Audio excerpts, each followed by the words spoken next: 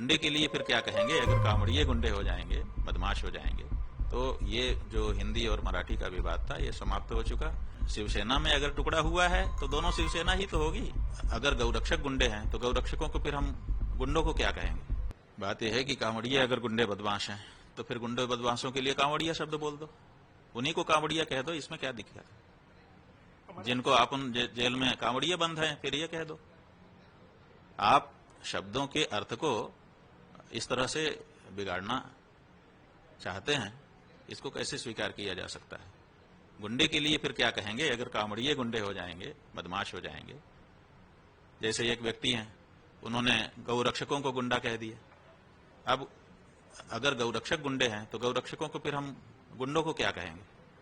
ये प्रश्न उत्पन्न होता है। ठीक उसी तरह से यहां उत्पन्न हो रहा है कि अगर कांवड़िए गुंडे हैं तो फिर गुंडों को हम क्या कहें? कांवड़िया कहें। महाराज जी, महाराष्ट्र में भाषा का विवाद कुछ दिनों पहले काफी तूल पर था। मराठी को लेकर के दबाव बनाया जा रहा था, मारपीट हो रही थी। आपने स्वेच्छा से ये कहा कि जहां की भाषा है वो सीखनी चाहिए, और आपने स्वयं एक शुरुआत की कि मराठी सीखने जा रहे हैं। लेकिन मराठी हिंदी के बीच जो विवाद है वो थमने का नाम नहीं ले रहा। खास करके राजनेता इसे और ज्यादा हवा दे रहा है और ज्यादा इसको बढ़ाने की कोशिश करेगा। राज ठाकरे ने जिस तरीके से कहा, तो ये भाषा विवाद कहीं थमना चाहिए। आपका क्या सुझाव है? इसमें कैसे? आपने बिल्कुल सही कह दिया कि बढ़ाने की कोशिश कर रहे हैं। आपको हम बता देना चाहेंगे कि जिस कार्य के लिए कोशिश की जाती है ना, वो कोशिश बढ़ती है, वो बात नहीं बढ़ती है। तो ये जो हिंदी और मराठी का विवाद था ये समाप्त हो चुका। अब इसको कोशिश जरूर की जा रही है, लेकिन कोशिश करने से कोई चीज कितना बढ़ेगी? उसमें वो बात होनी चाहिए कि अपने आप स्वतःस्फूर्त रूप से वो बढ़ने लग जाए। तो स्वतःस्फूर्त रूप से तो ये नहीं बढ़ी, बल्कि इसके विपरीत धारणा जनता में आई।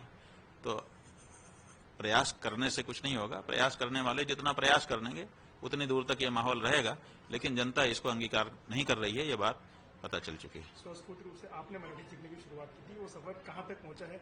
कितना परिचय हो पाए आप मराठी से? अब हम कोशिश कर रहे हैं। अभी तो 7 दिन हुए हैं, आज कल 8वां दिन होगा।